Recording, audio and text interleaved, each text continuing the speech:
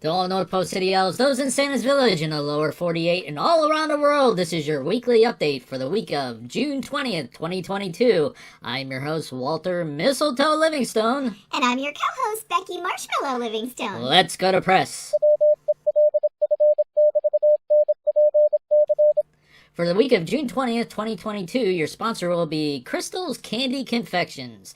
Located on the corner of Pine Street Avenue and Candy Cane Lane, Crystal's Candy Confections specializes in chocolate creations that are out of this world. When you are tired of candy cane, stop by Crystal's to satisfy that sweet tooth. That's Crystal's Candy Confections, the best chocolate in North Pole City. Update from Santa's Village. It is believed that those who have been causing issues for us this year are non-North Pole City resident elves that may have been recruited and trained to know our policies and procedures. Now that we are aware of this, the issue should be under control and more information should be coming soon. In light of the newly found information, directives have come down from Santa this week. He has asked that all elves that live within North Pole City to send messages to the Office of Elf Affairs if you encounter strangers working within your departments or if you see strangers walking through the streets of North Pole City. Anyone who accepts a new position will now be introduced to the entire staff by their ship supervisor. And also, all workers need to be carrying their new security ID cards at all times.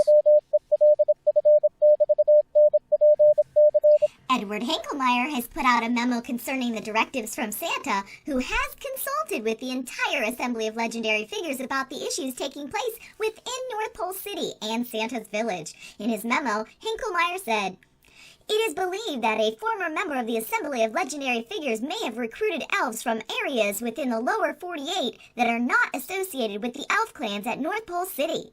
Santa will be meeting with the City Council and Elf Clan elders to discuss this issue. For now, all should follow the directives put out by Santa this week." He also stressed that if you've not visited the Office of Elf Affairs for your new ID badge, you need to do so no later than Tuesday. All former badges will be completely disabled Wednesday morning. There have been several new worksheets added to Theodore E. Bear's website. Also, National Selfie Day is June 21st. TALF.com says that it is time to find that perfect angle, try out that new filter, and participate in taking selfies. They would love for elves to send them elfies, especially elves in the lower 48 and all around the world. Be sure to use hashtag TAOLF Elfie, as they are sure all the elf families will be excited to see their relatives who they have not seen in a while. This week will be a nice calm weather week. Temperatures will be about 34 degrees Fahrenheit daily with partial clouds.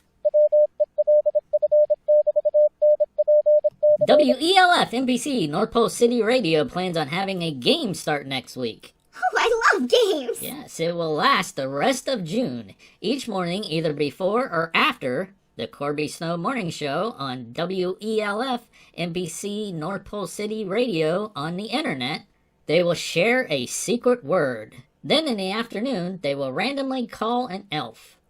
The elf must answer within 5 rings and provide the secret word. If they complete the task, the elf can win a WELF NPC radio sticker. For this week in elf history, we're going to be talking about the Ferris wheel. George Washington Gale Ferris invented the first Ferris wheel as the centerpiece for the World's Columbian Exposition of 1893 in Chicago, and officially it opened on June 21st of 1893.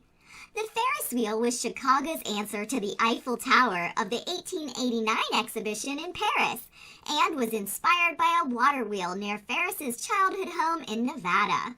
He also modeled it after the structural principles of a bicycle wheel. In the early 1890s, the organizers of Chicago's World's Columbian Exhibition looked for a new innovation that would create even more excitement than the Eiffel Tower. Unlike other proposals, George Ferris's took a very different approach, something for visitors to ride. Eventually, fair organizers selected George Ferris's design as the winner, and Ferris hired Luther V. Rice to build and operate the attraction. The Columbian exhibition opened on May 1st of 1893, but the Ferris wheel wasn't ready, and the steel workers continued to work on the wheel as the winter had delays that slowed its build. On June 9th of 1893, the wheel was ready for a test run. No cars had been attached yet, and the workmen climbed the structure and sat on the spokes, listening to the cheers from an audience of fair employees who had gathered to watch. Ferris himself had not been able to attend the test run and received a telegram stating, "The last coupling and final adjustment was made and steam turned on at 6 o'clock this evening. One complete revolution of the big wheel was made, everything working satisfactorily. 20 minutes time was taken for the revolution. I congratulate you upon its complete success. Midway is wildly enthusiastic." Finally, on June 21st, 51 days after the exposition opened, the Ferris wheel had its cars attached and it was ready for its first official riders, which were George Ferris, his wife, and invited guests, including the entire city council and a 40-piece band. From that day on, the 100,000 parted, 264-foot high, 4,300-ton Ferris wheel that had 36 wooden cars with 40 revolving seats that each had a 60-person capacity ran every day from 8 a.m. until 11 p.m. Each ride took 20 minutes to take 2 full revolutions, the first involving 6 stops to allow passengers to enter and exit, and the second was a 9-minute non-stop rotation. The tickets for the ride were 50 cents.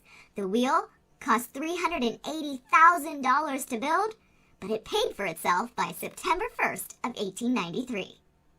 At the end of the fair, Ferris entrusted Rice with taking down the Ferris wheel and then reassembling it the following year in Jackson Park. It was also reassembled for its second World Fair appearance in St. Louis in 1904. It was ultimately demolished in 1906, though, after no purchasers were found who would pay for the great costs associated with the relocation of the Ferris wheel. It was destroyed by controlled demolition using 200 pounds of TNT dynamite on May 11th of 1906, a full 18 months after the fair closed. This was done by the Chicago House Wrecking Company with the permission of the city of St. Louis. The wheel collapsed on its side, reducing itself to a tangled mass of steel and iron 30 to 40 feet high. The metal was then sold off. Some say all of it was sold off, including the axle, from an article in 1907, but others indicate the axle was actually found in 2007 by magnometers, which found it buried 200 feet from the demolition site, just 7 to 10 feet below the street surface. As with the first roller coaster, Ferris's wheel was not exactly the first of its kind. There were rides that looked similar to the Ferris wheel prior to the 1893 exposition, called pleasure wheels. In Syracuse, New York, Samuel Hurst and James Mulholland constructed a wheel based on a ride in their homeland, and it was used at a fair in 1849. Another was by William Somers, who had developed a wheel that he called the Roundabout a year before Ferris's. Somers even attempted to sue Ferris for copying his design. The case was dismissed, though, as the Ferris wheel is much more complex as compared to Somers' patent. As Ferris died just a few years later, and the wheel at the World's Fair was called Ferris's wheel, it was the first Ferris wheel and the only official Ferris wheel. The North Pole City Commerce has reported that they have resumed their weekly breakfast meet and greet for all business owners in North Pole City. Beginning this week, the meetings will alternate between Mrs. Claus's kitchen and the breakfast conference room at the North Pole City Hotel, with this week being at the hotel. Each week, the breakfast will begin promptly at 7 a.m. so that the business owners will have time to open their shops by 9 a.m. The North Pole City Council will be traveling to Claus Mansion for lunch on Monday for a closed executive meeting with Mr. and Mrs. Claus. We have been told that this meeting is to discuss matters stemming from the emergency Assembly of Legendary Figures meeting last week. Santa may be calling on the elders for assistance in contacting elf clans that do not live within North Pole City. There will be no recorded minutes from this meeting, as it does not pertain to the basic operations of North Pole City. Elf Foosball is being added to this year's reindeer games. This is not the foosball that elves make in a workshop for children of the world. This is an elf-sized version where the elves are foosball figures. We are looking forward to this new addition to the games. We hope that all are preparing their teams for the upcoming games. Sign up your team today at the North Pole City Sports League offices. The games are getting close. A full updated list of games should be available next week. In community events this week, to celebrate International Yoga Day on the 21st, Kelly Stretch Yeardley will be giving yoga lessons all week at the Banquet Center of North Pole City Hotel. So take out your yoga mats and join Kelly for some exercise.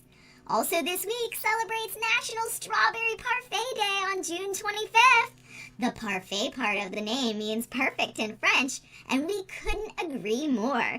Traditionally, this dessert is made with juicy strawberries and ice cream, or whipped cream, or custard and nuts. Many versions also include chocolate syrup.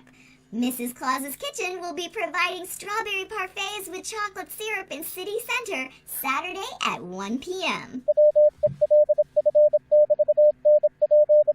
WELF NPC North Pole City Radio would like to wish a very happy birthday to Eric Quickhammer Winterbone, who is turning 525 this week.